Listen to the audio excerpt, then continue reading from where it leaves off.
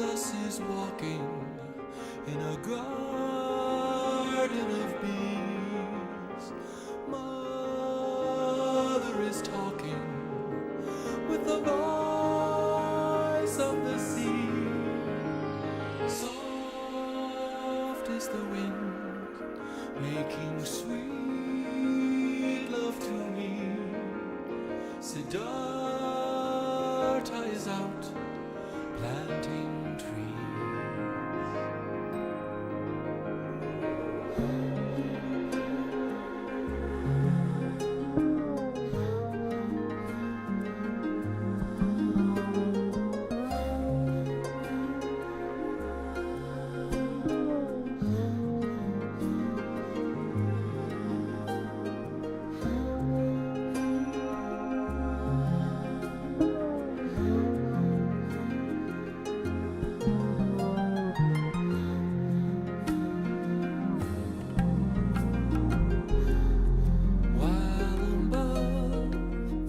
The sunlight sings a song of 10,000 wings. The grazing hare, the shining snake. I'm vanishing, I'm vanishing. I float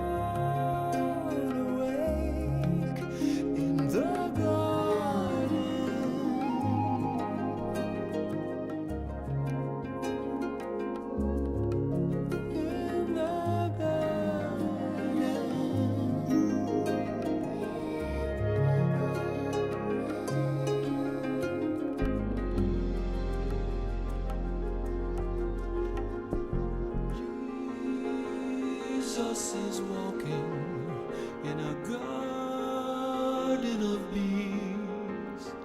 Here in the blossoms and the hills by the sea, songs of Melissa, the hum of the scenes are calling me back to my queen,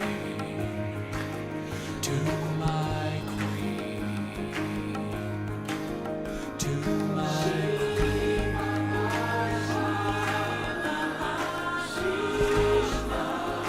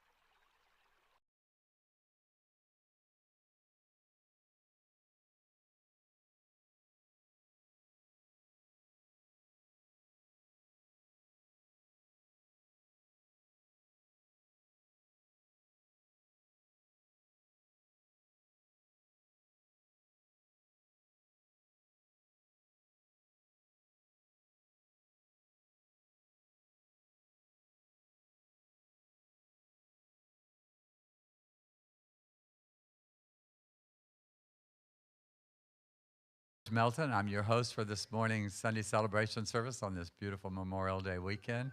Coming to you from our center here in Palm Springs on this really glorious day. The weather has just been glorious. I added an outdoor room to my house last year. Now I'm just living outside. I'm not even in the house anymore because the weather's been so fabulous. So those of you who are coming to the pool party will get to see. Okay. So we are streaming our service today live on YouTube, our YouTube channel and on our Facebook page. So we like to open the service with a little energetic movement and song. So we're going to have a congregational song, Make Me an Instrument, written by Gary Lynn Floyd, who we all know and love. Jeff's going to come up and help me. Adriana's going to come up and be my backup girl. I've given her specific instructions not to push me off the stage. So let's all stand. The words will be on the screen behind me. Make me an instrument. Dance, sing, whatever you like to do. Rock out.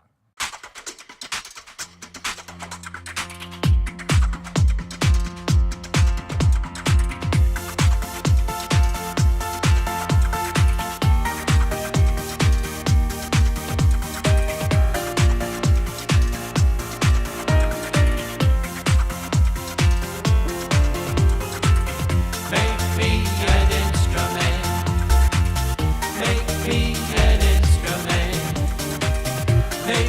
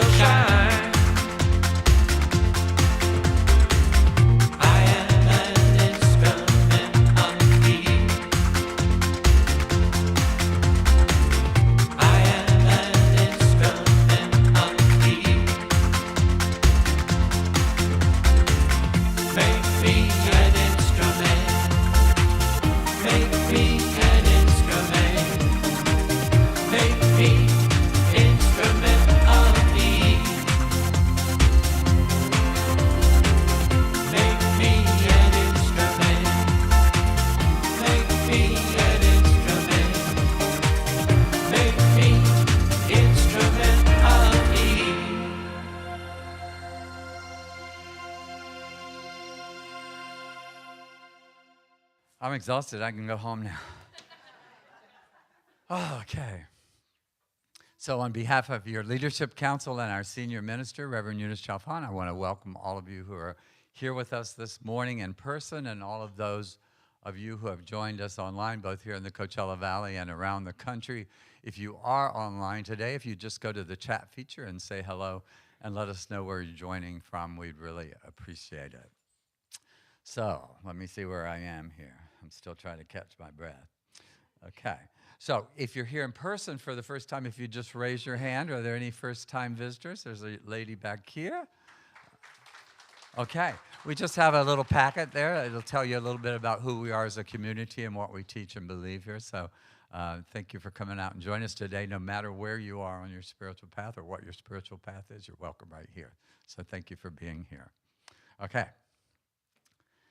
So we'd like to continue the service by reciting our mission and vision statement. The words are going to be on the screen behind me, so let's all do this together. At CSL PS, we envision a world where oneness is cultivated, unity is lived, and reverence for all life is practiced, empowering us to thrive individually and collectively. And of course, we do this here through the teachings of science of mind and the promptings of spirit and the practice of unconditional love. So we have a number of things for you to be aware of in the coming week, and I'm going to tell you all about it. The bidding cycle for Divine Dining and Destination has been extended for the June and July events. Today is your last day to sign up. These include a New England seafood dinner. That sounds pretty good. Soap making 101. Rock painting and happy hour, a sunrise hike, an evening of healing teas and meditations. If you're already signed up, you can pay for your event at the POS machine out in the lobby after service, or you can call Lee. Where's Lee? There she is, in the office during the week, and she'll be happy to tell you. Okay. The money from all of these events will be used to upgrade our parking lot, which needs a little bit of repair. So the Rainbow Alliance will be hosting a bowling event Wednesday, June 14th from 7 to 9 p.m. There are 18 spots reserved at the Palm Springs Bowling Alley, which I believe is on the edge of Cathedral City there on Ramon. $25 each. Sign up now before they are all taken. That sounds like a lot of fun. On Tuesday, June 6th, Reverend Eunice is starting a new 8-week class on spiritual practices for daily living. This course, which is available in person and online, focuses on developing powerful lifetime habits of meditation and spiritual mind treatment for oneself and eventually as an extension for others. In addition, the students will experience 8 different spiritual practices to empower themselves to be more present and focused, as well as living a calm, peaceful, and heart-centered life. Who doesn't want that? That spiritual practice for daily living with Reverend Eunice beginning June 6th here at the center or online. The Science of Mind Daily Inspirational Guide for June is now available in the bookstore after service, so make sure you rush over there and get that, as well as my newly revised book, A Journey into Healing. So I'll be over there after service to talk to you about the book if you're interested. For details or reminders on any of these activities, please visit our information table in the back of the sanctuary, our website, CSLPS.org, or our weekly e-newsletter. There's another page here. Okay. But that's it for the announcements. Okay. So in just a few minutes, Reverend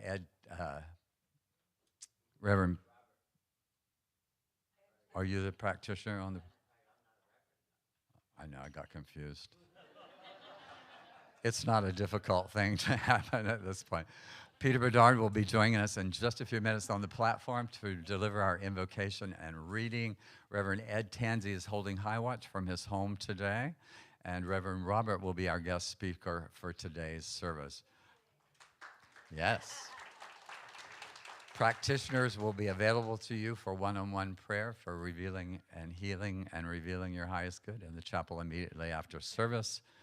And don't forget that there is a Sunday meditation service every Sunday morning here at 9:30 a.m. You can also leave your prayer requests in the Ministry of Prayer box in the lobby, and just know that all of your prayer requests are held in the strictest of confidence. So, that wasn't too bad, was it? It's hot. Did those air conditioners turn off or something? There is no air up here on this platform. I'm having a menopausal flash. So, menopause.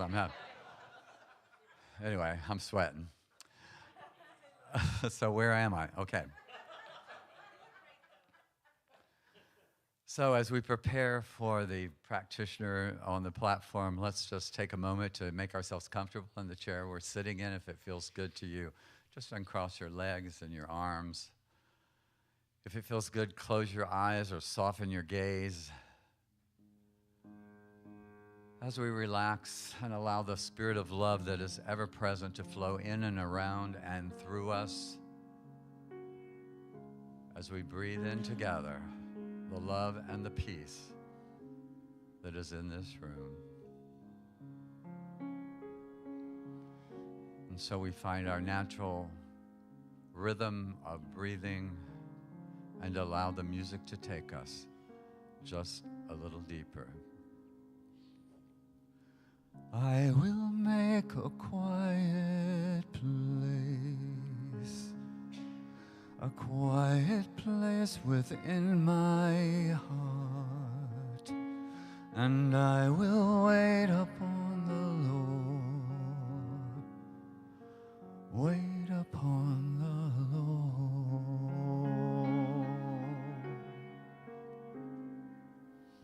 I will make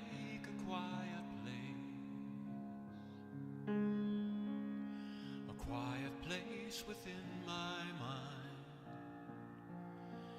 and I will wait upon the Lord. I will wait upon the Lord.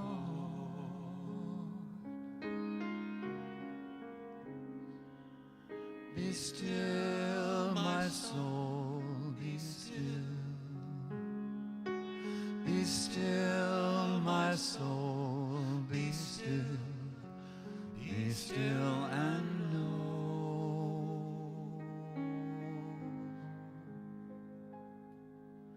I will make a quiet place within my life, and I will wait upon the Lord, wait upon the Lord.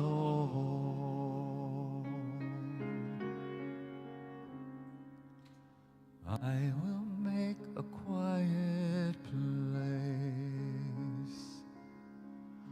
I will make a quiet place.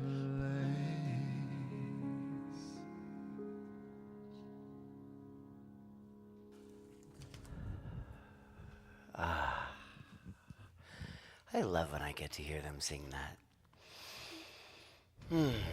Good morning. My name is Peter Bedard. I'm a practitioner here at the Center for Spiritual Living, Palm Springs. I'm so grateful to be here, so grateful to see all of you.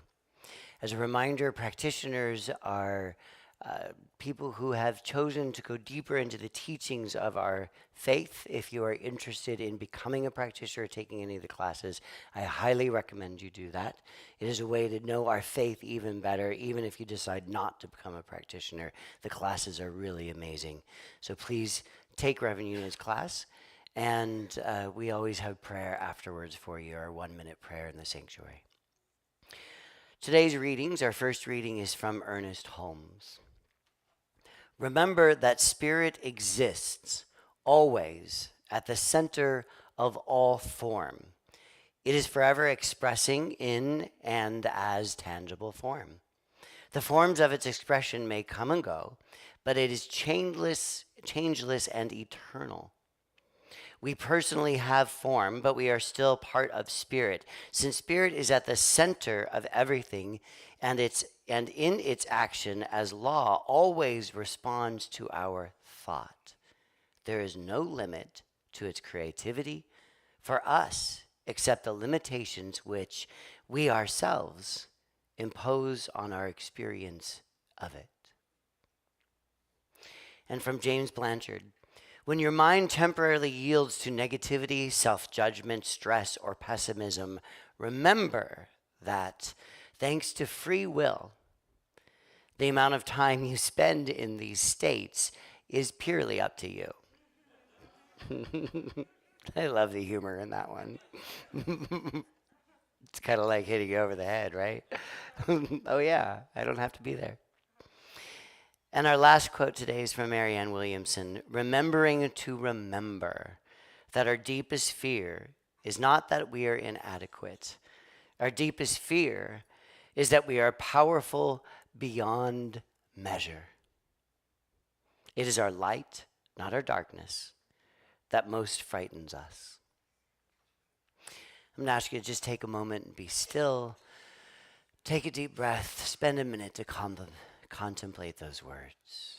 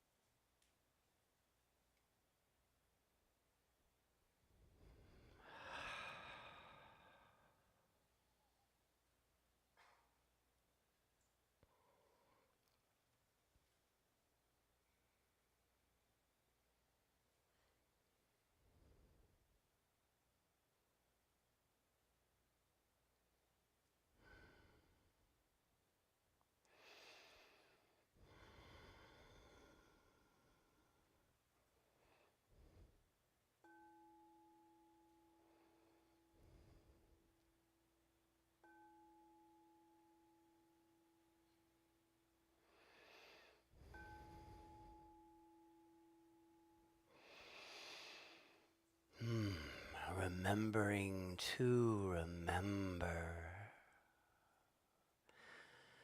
Creator of all things, Father, Mother, Divine Goddess, Pachamama. I know that as you are, I am. As you are perfection, as you are wholeness, as you are complete, as you are abundance and prosperity, I know that that is my truth. I choose to remember that right now. I choose to let go of the fears, judgments, worries. I choose to let go of the shames, anxiety, and addictions. And I choose this moment, this breath, this life. I choose to remember my truth. I choose that. I choose to be an expression of this truth in this moment. I choose for that truth to be my truth. I choose for that truth to be my voice, to be my movement, to be my life, to be my breath. I choose to walk in that truth. I choose to know that truth. I choose to hear it on my voice and to find it in the voice of others.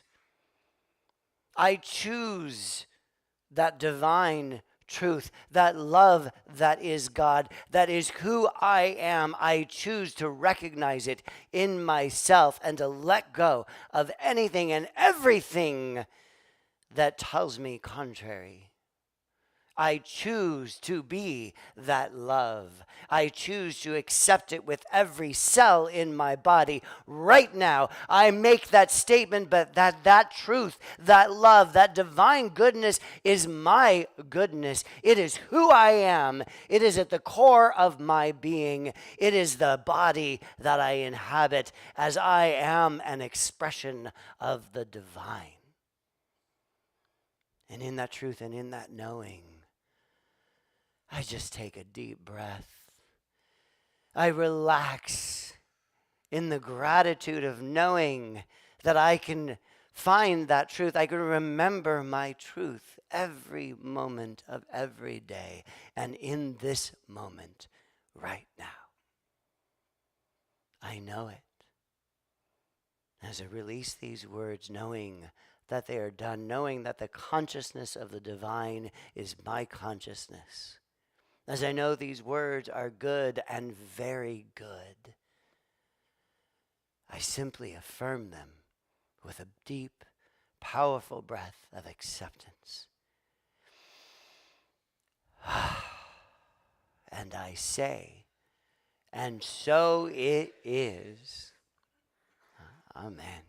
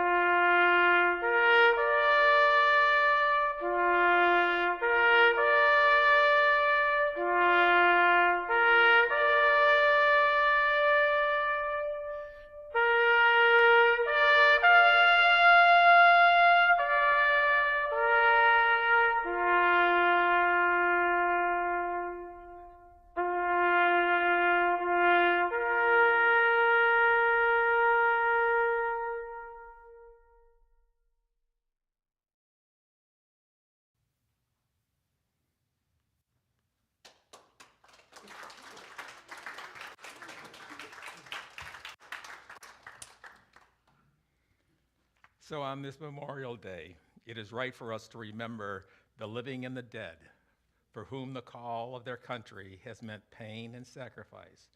A grateful nation is in their debt. Lyndon B. Johnson. So, happy Memorial Day weekend. How many veterans do we have here today? Any? Okay. You want to stand, please, as we give you our thanks. And Mark. Whoa.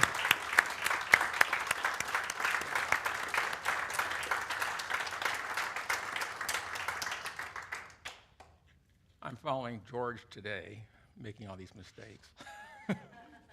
So welcome to everybody here. Welcome to everybody that's on Facebook with us. This is a story I usually read, have read probably for the past 4 or 5 years. For some reason, always get the Memorial Day weekend service.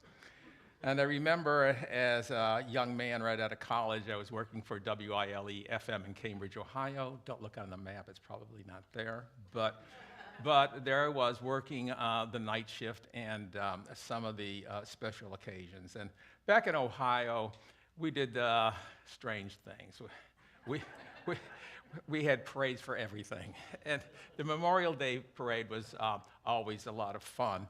And every little community around Cambridge also had their little parade. So lucky me, as an announcer, I got to go and do one of the announcing for the parades. And this was a copy of what, didn't write it myself, but it really reflects on what and how I felt about that particular day and still do. At 10 a.m., the parade begins, moving down Main Street. There's only one street. It is a small parade, 2 vintage cars bearing the region's oldest war veterans, the men and women who served in the military, the Salisbury Town Band, the Scouts, the daycare center, the fire trucks from the volunteer fire department in and around the northwest corner. We fall in line behind the fire trucks and follow the parade to the cemetery. There's a hymn and a prayer followed by a scout who reads the Gettysburg Address. Then comes the names of the men who died in the world wars, in Korea, in Vietnam. A minister recites the 23rd Psalm. A bugler plays taps. It is an artless, as unaffected a ceremony as can be imagined. There are no speeches, writers, no advanced men measuring the highest angle for TV. And by the end of it, I, along with many other allegedly sophisticated urban types, are in tears. The men whose names have been read indeed gave what Lincoln called the last full measure of devotion. Some in wars whose purpose could doubt, some in wars whose purpose will never be clear, some for the folly and arrogance of the men in charge. When they fell, their deaths were a small part of a bigger story. But every Memorial Day, the lives they never got to live, and the people they left behind are the only story that matters. That is why it matters that their names are uttered aloud before people who never knew any of them. That is why it matters that we were there this year and will be there the next and the next and the next. We honor all those spiritual beings who have gone on before us. So I remember that as a young man doing that particular thing as an announcer, not knowing where my career was or what I was even actually doing. It was just out of college. It was kind of fun. But it was part of who I am. And when I say that, who I am, and Peter was bringing that so gratefully forward to us, I am a spiritual being having this physical experience. And this is what I have to remember. So it's remembering to remember that I am a spiritual being. And I'm having this physical experience. And then how does that show up?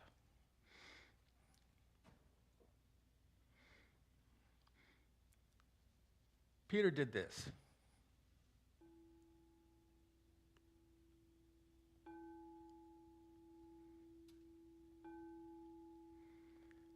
He struck the singing bowl 3 times. Does anyone know why?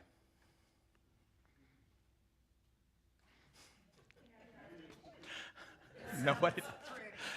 So you're just sitting there thinking, oh, 1, 2, 3. No.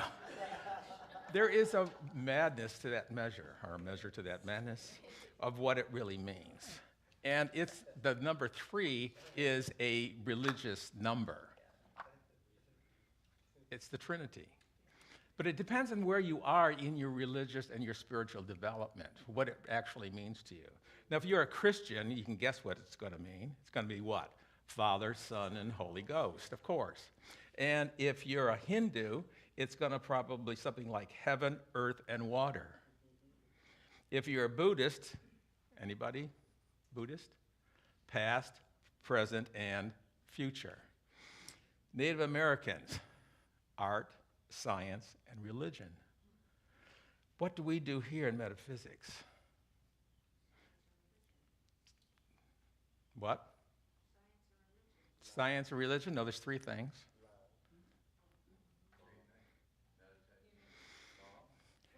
If I'm a spiritual being having this food for those who could not hear it, that's one of our mottos, give them food and they'll show up, that's for sure. If we believe that we're a spiritual being having this physical experience, then we're always in divine perfection. And so what does divine perfection mean for each of us? Even in this physical experience that may be tearing us apart physically, we still have that divine perfection in us. So when we ring this bowl, as a science of mind, as a metaphysician, this is what I'm saying. I am whole, perfect, complete. So the next time you hear that bowl ringing, think about who you are, because that's what it's supposed to do. And there goes my microphone, I think. Did it? There you go. So we are whole, perfect, complete all the time. It doesn't matter where we are or what condition this physical body is in. We are always whole, perfect, and complete. And that's the whole idea of remembering to remember.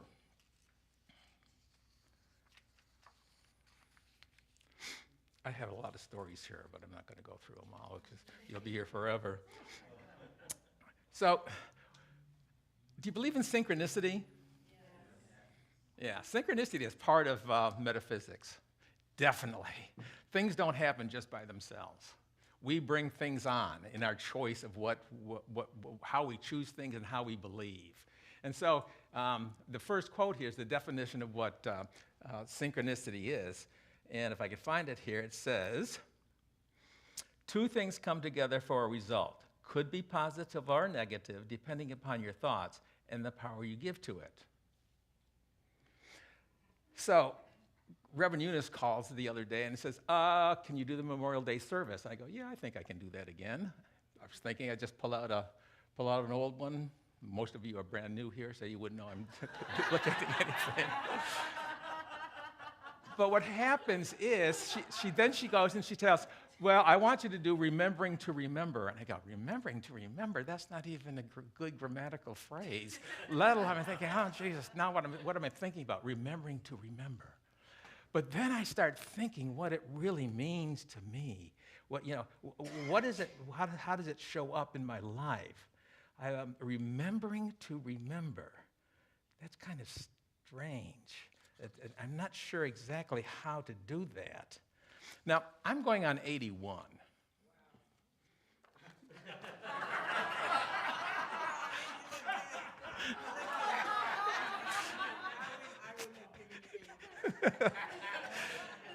There was Igea Grace.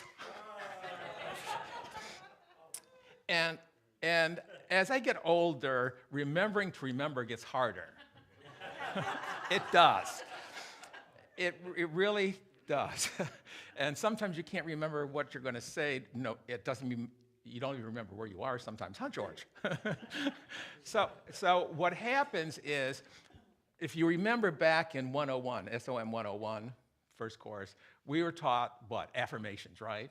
And what did we do? We made up little affirmations on those little yellow notes, and we stuck those things all over the place. I had them. I had 50 of them all in one place, just to remember who I was. There were so many post notes on my bathroom mirror. I couldn't even shave. I was going, pulling up those to see what was going on in the mirror. I'm abundant. I am love. I am beauty. All of those qualities of God that we put up there.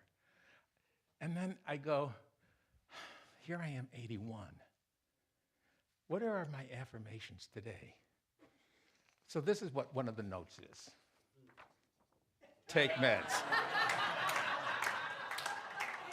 If I forget about my meds, I'm not going to be around very much longer. Lock the doors. I'll walk off and leave all the doors open. No problem whatsoever. This is one that really gets me sometimes because you'd think you'd remember this. Flush toilet. I don't know if any of you have those experiences, but you go back, oh my God, somebody's been here. I'll get halfway here to church, and I'll have to turn around because I forgot my driver's license. If you don't remember it, remembering to remember to get it or to bring it, But the other one that really makes me happy, and that I still keep up on my refrigerator as I go out the door, is remember to lighten up. Because we take this life so seriously. And it gets difficult sometimes if you let all of that stuff just fall on you. I mean, how many of you watch television so much that you think, I can't turn it on again, but yet you go right back to it because it becomes a habit? What we want to do is to stay away from that kind of stuff because that's not who we are. We are spiritual beings having a physical experience. So what does that mean actually to have or be this physical being having this particular experience?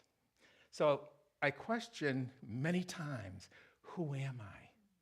Just who am I? What do you mean I'm a spiritual being having this physical experience? When I was younger and I was in Methodist and then Episcopalian, no one ever asked me, who are you? And it wasn't until I got into metaphysics they asked, who are you? Who am I? And I remember the first time that Reverend Michael in a class asked me, who are you? And the only thing I could think of was, I am that I am, because I had just read it someplace. Did not know what it meant whatsoever. But I said, I am that I am. And then as I grew through this practice, I discovered that I am more than what I thought I was. I understood that I am this spiritual being. And as a spiritual being, there's so much more to remember.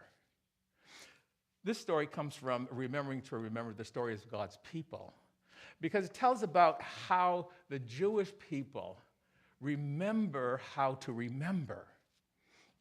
It says Moses provides his people with what we may call practices of memory, intentional, deliberate patterns of behavior that remind them of their story. Building these activities into the rhythms of their life gives them ongoing, regular opportunities to stop and remember.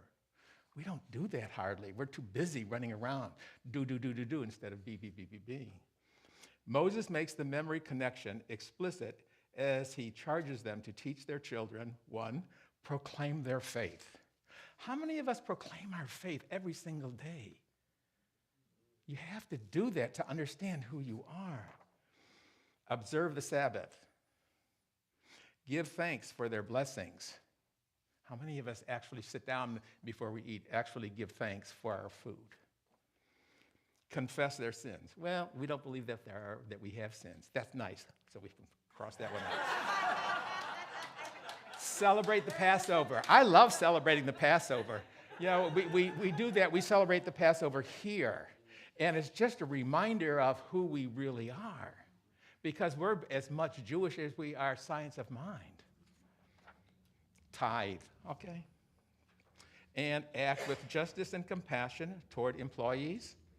Where's immigrants and orphans and the poor.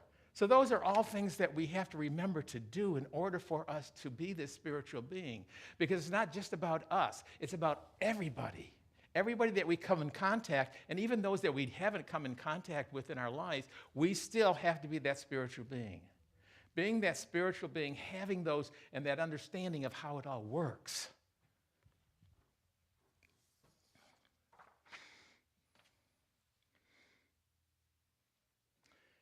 We have to remember to remember. Dr. Seuss, in the next quotation, says, "Sometimes the questions are complicated and the answers are simple." We've talked about that here, and that the answers are always within us. We don't have to go out and beseech anybody or anything to come up with the answers. The answers are right there. We just have to open up to them. So we allow ourselves to do that. So, how do we do it? Well, I'm a genealogist. I've studied my family. We're quite a ways back. We've published a book already on part of the family and where it came from. But what's happening is I am beginning to understand who I really am. Now, part of who I am is being a minister, not really thinking at 17 or 18 or 19 that I was going to be a minister, or even 20, 21, 22, but I never thought I was going to be a minister. But when I got back studying who my family was, I found out that a lot of my family, especially on the masculine side, were ministers, pastors. They went around. I had one great uncle, 3 times removed, who rode horseback, preaching the gospel. So if you believe in the archetypes of who you are, those archetypes are things that are part of your nature. You don't have a choice at that. That's who you are just by being who you are. It's your DNA, sort of. And if that archetype comes forward for some reason, then that is what you're going to focus on. Well, it didn't happen to me until I was 70, but that's okay, it happened. And so I brought that forward in order to be this minister and this metaphysician that I say that I am. Now, the other thing that I did discover was I'm really a bastard. Now, what does that really mean? My name's not really Wilson. I have no idea what it is, because I had a great-great-grandmother who loved to entertain the Civil War troops. So she had 3 children. We had no idea what the names are. So that part of my genealogy is like at a stop, because you can get back to her and her father, but I can't get back to who her husband was, which would have been my great-great-great-grandfather. So it's always interesting, but it's a challenge also to open yourself up to being who you are and being proud of that. You have to be proud. You have to understand that's who we are and why we keep all those pictures on the piano or on the bookcase, looking at them and saying, yeah, that gives me some pride in who I am. Even if I don't understand it all, I still am proud of that. That's part of my being a spiritual being, because my spirit doesn't just stop with me or start with me. It goes all the way back. It's really important that we understand that we are so much of what we used to be as far as our genealogy is concerned, and be able to recognize that those archetypes we've talked about, as they come forward, you have the choice of accepting or not accepting. There were a couple uncles I didn't accept. Slide number 3. As you learn to release all your burdens to the right action of God, you will find that everything falls into its proper place. This is so exciting to understand. So here's the story. A couple in their 90s are both having problems remembering things. During a checkup, the doctor tells them that they're physically okay, but they might want to start writing things down to help them remember. Everything's written down. Later that night, while watching TV, the old man gets up from his chair. Want anything while I'm in the kitchen, he asks. Will you get me a bowl of ice cream? Sure. Don't you think you should write it down so you can remember, she says. No, I can remember it. Well, I'd like some strawberries on top of that ice cream. Maybe you should write it down so not to forget it. He says, I can remember that. You want a bowl of ice cream with strawberries. I'd also like whipped cream. I'm certain you'll forget that. Write it down, she asks. Irritated, he says, I don't need to write it down. I can remember it. Ice cream, strawberries, and whipping cream. I got it, for goodness sakes. A few moments go by. Then he toddles into the kitchen. After about 20 minutes, the old man returns from the kitchen and hands his wife a plate of bacon and eggs. She stares at the plate for a moment. Where's my toast? Remembering to remember. It's always interesting to think about how we choose to remember things. But we do it, we remember it. We remember who we are. We remember that we are this spiritual being having this physical experience. And as we do that, I know that I'm what? Abundant. I know that I live in beauty. I know that I have balance to my life. I know that I come from a place of joy and love and freedom, for that shows up in my life every single day. I know that I have order in my life. Some people say, well, maybe a little too much order, but that's okay. Order is good. Power. Yes, we all have power. It's up to you to use that power in a way that not only helps you, but helps others. We have peace. One of the things at this age I work on is being in peace, more than not being in peace. That's why I don't watch a lot of television. I try to stay in peace. I do my meditation work in the morning at 5 o'clock in the morning outside, so there's nobody around except the birds and a few cats. That puts me in a place of peace. And once I can remember that here in my heart, I can carry that with me throughout the whole day. Now, I have to remember to do that every single day, because I'll forget it. But I have to do it. And as I do it, I stay in that place of peace. I allow myself to be peace. I also choose to have unity, that oneness that we speak of in this philosophy, that we are one with the absolute. We are one with energy. We are one with God. Whatever you want to call it, we are one with that. And as that oneness, we all work together. We have that collective consciousness of love and abundance and all of those qualities. But if you forget that, if you forget to remember, then those things go out the window, and you find yourself giving the finger to the person who just crossed in front of you as you're driving away. You have to remembering to remember. Hard. I am wisdom, I am wholeness. That's so important. So, as we go back to the bowl, and as Peter did this so beautifully this morning for us, he rings the bowl 3 times.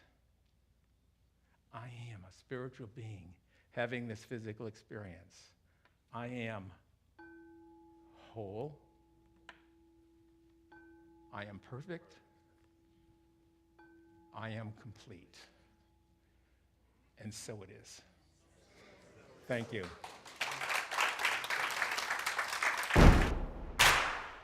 And so it is, and so it is, so mote it be, and so it is. Ashe, ashe, aho, amen. The word is spoken, and so it is, and so it is, and so it is, so mote it be, and so it is. Ashe, ashe, aho, amen. The word is spoken, and so it is, and so it is, and so it is, so mote it be, and so it is. Ashe, ashe, aho, amen. The word is spoken, and so it is. The word is spoken, and so it is. The word is spoken, and so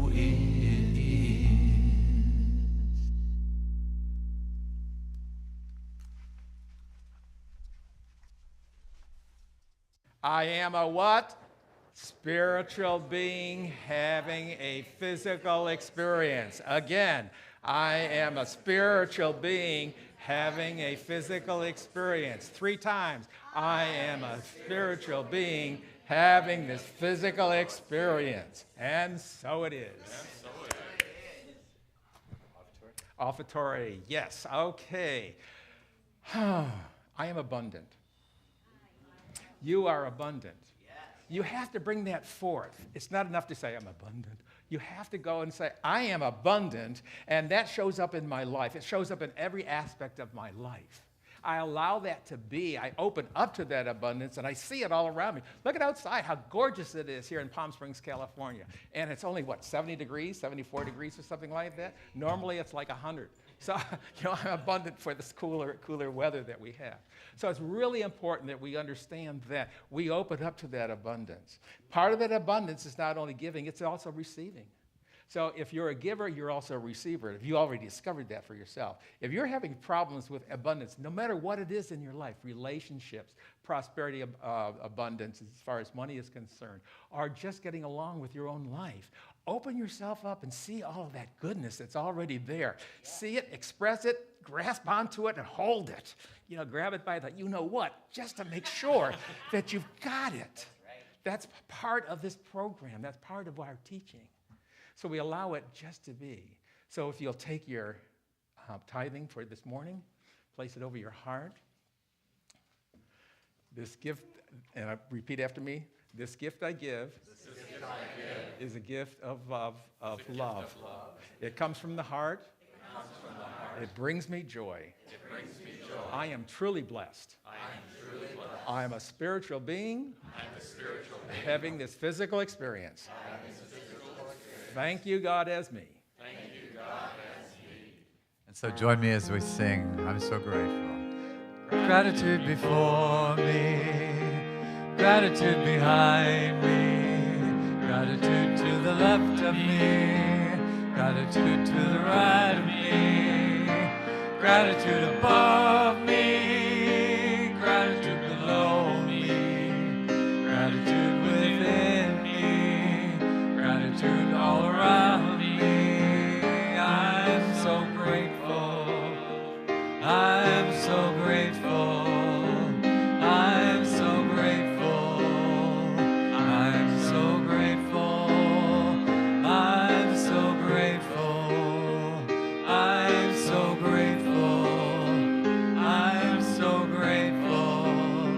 I'm so grateful. I'm so grateful. Practitioners and ministers, if you want to come up front, please join us.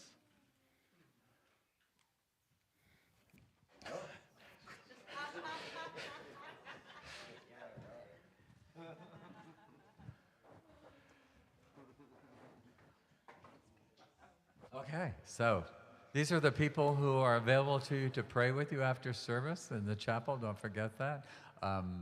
There are refreshments in the cafe. Lots of action going on in the bookstore, so don't forget those Science of Mind magazines, my book. I'll be over there to talk to you about it. You can pay for, anybody who signed up for the pool party, you can go ahead and pay at the POS machine out front. Mitch, are you going to be there? Yeah. Okay, because I heard you weren't going to be, but then I saw your beautiful face, and I was fine. Okay.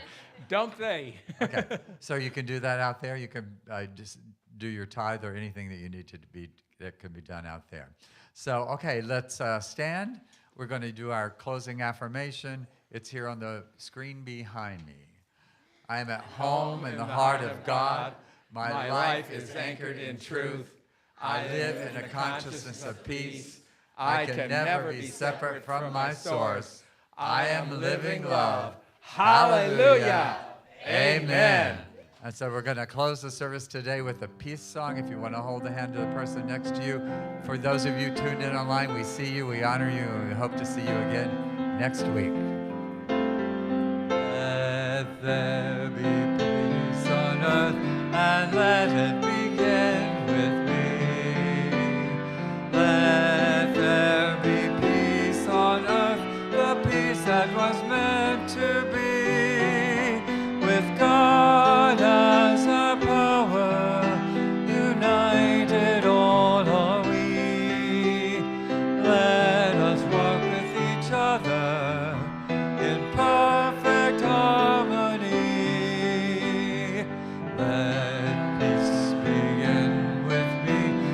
let this be the moment now. With every step I take, let this be my joyous vow. To take each moment and live each moment in peace eternally. Let there be peace on earth, and let it begin with me.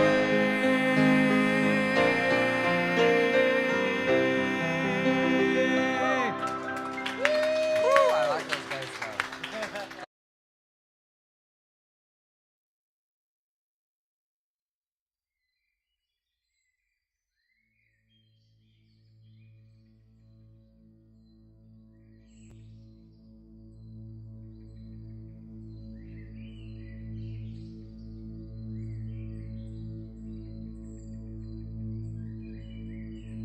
When the elders came and they saw this land, they said, may peace be on this land.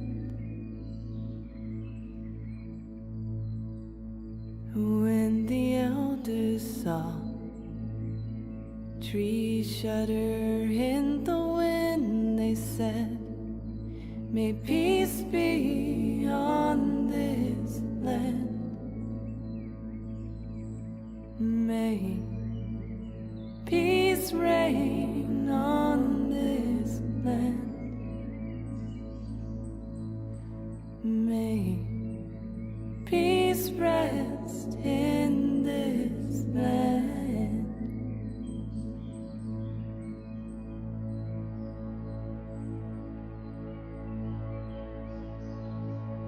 When the elders looked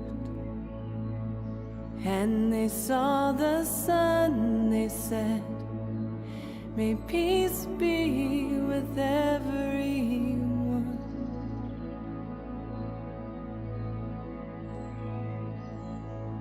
When the elders touched the earth and said, may peace be